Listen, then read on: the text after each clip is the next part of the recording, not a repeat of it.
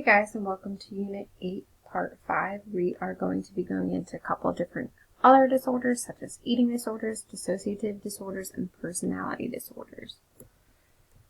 So first we have dissociative disorders, and dissociative refers to separations of conscious awareness with thoughts, memories, sensations, and just even your own identity. This can serve as a psychological escape, even when it's just during a super stressful or traumatic event. Dissociative disorder refers to dysfunction and distress caused by chronic and severe dissociation. Here are some really important examples. Dissociative amnesia, loss of memory with no physical cause, can't recall any memories. Dissociative fugue, running away, wandering away from one's life, memory, identity with no memory. And then dissociative identity disorder is the development of separate personalities. This used to be called multiple personality disorder. Now it's dissociative identity disorder. Personalities in these scenarios are not distinct, and they're not all consciousness. They're all not consciously there at the same time. They might not know each other, but the different personalities could. Some alternate explanations for DID include extreme role-playing, a cultural construction, or could have been created or worsened by therapists encouraging people to think of different parts of themselves. Evidence that it's real. There's different brainwave patterns, different left and right-handedness, different visual acuity and eye muscle patterns. Patients have also shown heightened activities in areas and parts of the brain with managing or inhibiting traumatic memory. And there's different perspectives. Could be diverting the id, coping with abuse, dissociation phase, or even encouragement from therapists. Eating disorders, these are more common. They may include unrealistic body image, or try to strive for the ideal body, control food and the body. It often includes cycles of depression and also additional health problems. So the three you guys need to know are anorexia nervosa, losing weight, always filled with feeling like they're fat despite being 15% or more underweight. Bulimia nervosa is compulsions to binge eat, so eating large amounts of food fast and then purging it, losing the food. And then binge eating disorder, which is eating a lot of food and then just feeling super depressed or guilty about it. Family factors. Having a mother focused on her weight or on a child's weight can impact this.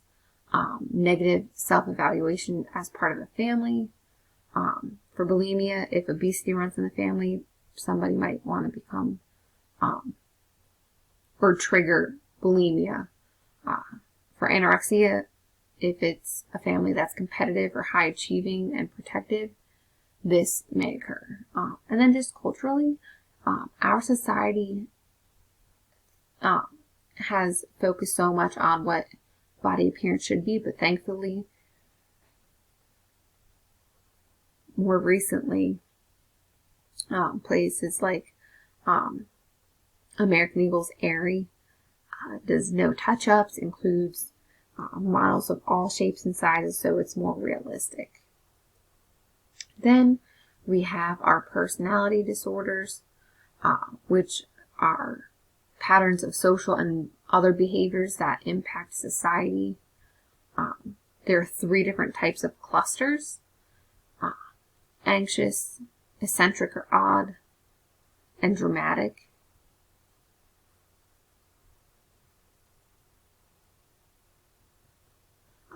Antisocial personality disorder refers to acting impulsively without any regards to anybody else.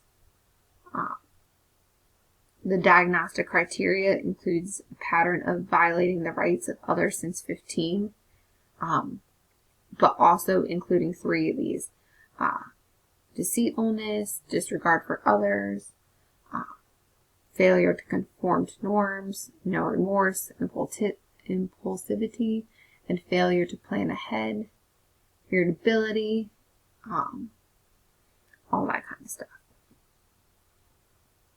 Which kids could develop antisocial personality disorder? About half of the children with antisocial behavior could develop lifelong APD. Those who were in preschool and were impulsive, or unconcerned with rewards, or low in anxiety, or who even experienced child abuse, are at risk. Biologically, if they have relatives with similar traits, they're more likely. Some genes have been identified.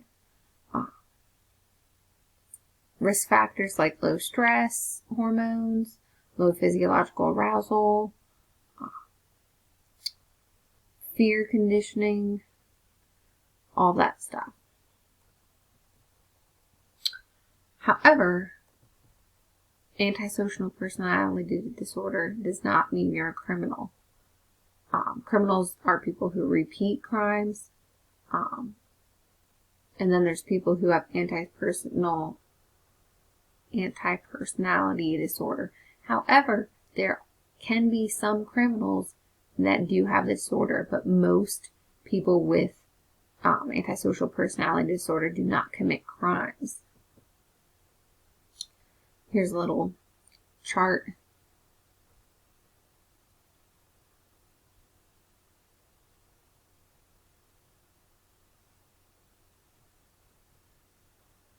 Biosocial roots of crime with the brain. People who commit murder seem to have less tissue in the activity.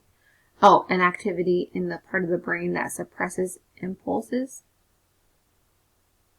Which, look how much less yellow. Some of these differences are with the amygdala, which is our fear area. It's less responsive. And then overactive dopamine reward-seeking system. How common are psychological disorders? The U.S. is pretty high up there. Blue are any mental disorder. So just under 30% of the U.S. has some sort of mental disorder. However, just under 10% has a serious mental disorder in the U.S. Rates of mental disorders.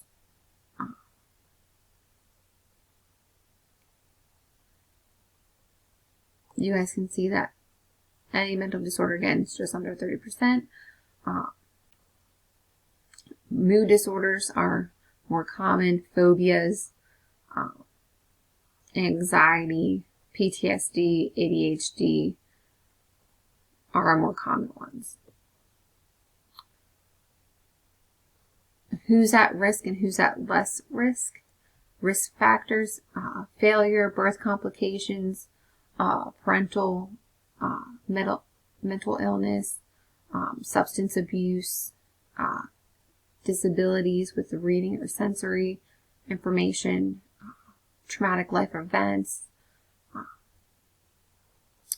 self-esteem, that kind of stuff.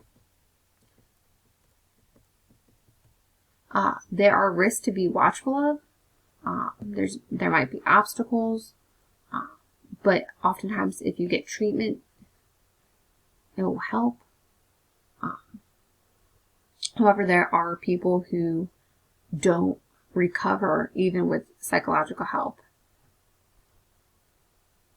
But then on the other hand, there's some people that achieve greatness with psychological disorders. Hope you guys have a great day. Bye.